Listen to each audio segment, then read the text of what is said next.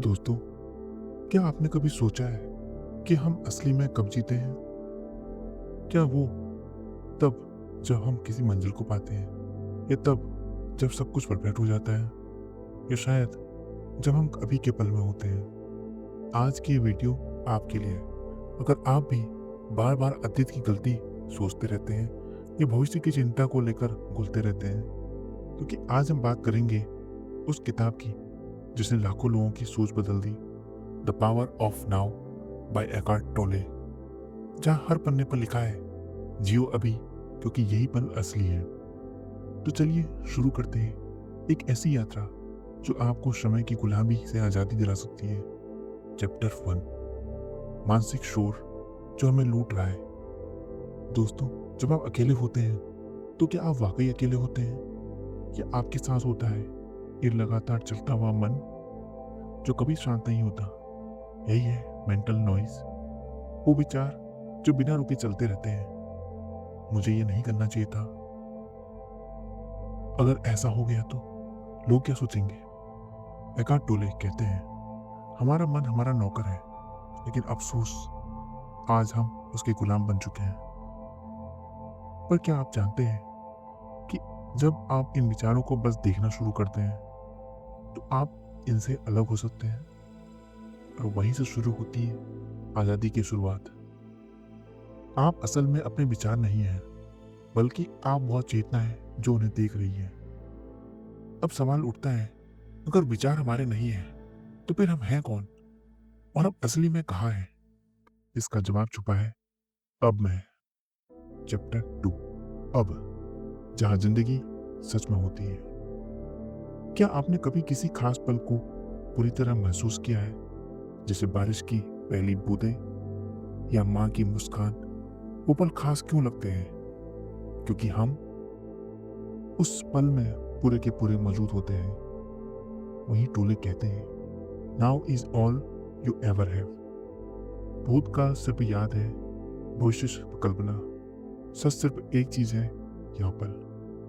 उदाहरण के लिए, अगर आप अभी इस वीडियो को देख रहे हैं तो कुछ सेकंड के लिए बस अपनी सांसों पर ध्यान दो। ये वही पल है जब आप जी रहे हो।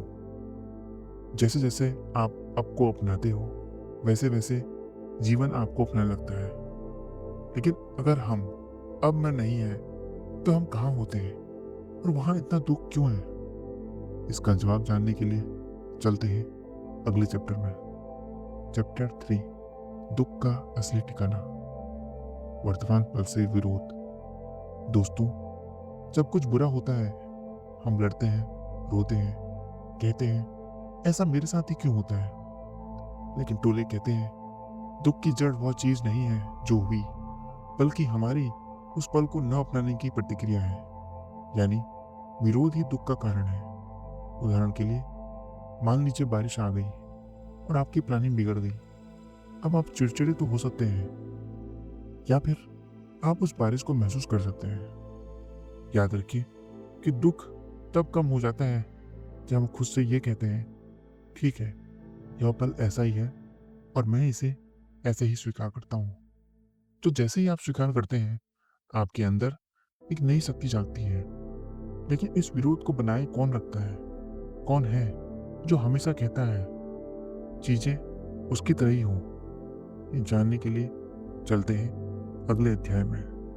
चैप्टर 4, ईगो, जो खुद को सब कुछ समझता है। आप जब कहते हैं मैं एक इंजीनियर हूँ, या फिर मैं एक फेल हो चुका हूँ, मैं कभी सफल नहीं हो पाऊंगा, तो क्या आप वाकई ये है? एकार्ट कहते हैं, ये सब आपका ईगो है।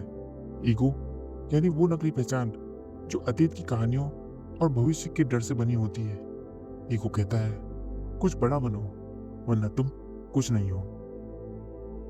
ईगो हमेशा आपको अब से काटता है, क्योंकि उसे डर है अगर आप अब को जीने लगेंगे तो वो गायब हो जाएगा।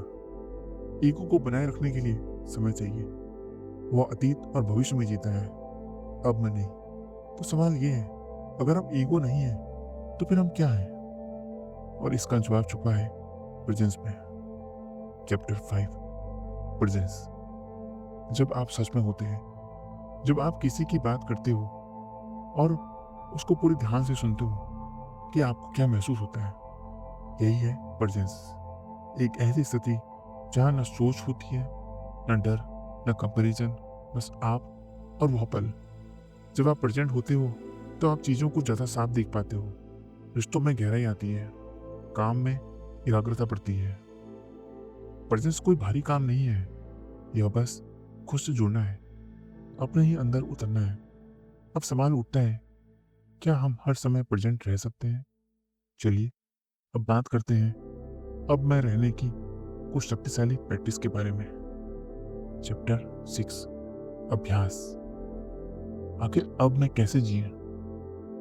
एकार्ट हमें सिर्फ ज्ञान नहीं देते, बल्कि जीने का तरीका भी बताते हैं। तो आइए जानते हैं कुछ आसान और गहरे अभ्यास। जैसे अपनी सांसों पर ध्यान दें, दिन में कई बार बस रुकिए और अपनी सांसों को महसूस कीजिए। दूसरा, अपने विचारों को देखो, जब भी मन में डर या गुस्सा आए बस उसे देखो, कोई प्रतिक्रिया नहीं, कोई भावना नहीं। तीसरा है, हर कार्य में पूर्णता लाओ, चाय पी रहे हो तो सिर्फ चाय पियो, चल रहे हो तो हर कदम को महसूस करो। तो दोस्तों, सीख ये है, इन छोटी छोटी आदतों से आप धीरे धीरे आपको जीने लगते हैं, और वहीं से शुरू होती है अंदर से जिंदगी बदलने की क्रांति।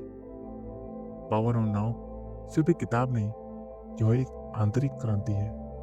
इसने लाखों लोगों को डर से आजादी, दुख से मुक्ति और शांति का रास्ता दिखाया है।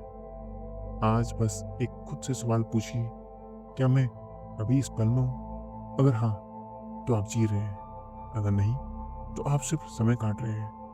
अगर आपको यह वीडियो पसंद आया हो तो इसे लाइक करें, सब्सक्राइब करें बुक वर्ल्ड बाय एसके को, और इस वीडियो को शेयर करें उन सभी लोगों के साथ जो आज भी आपकी ताकत से अनजान है।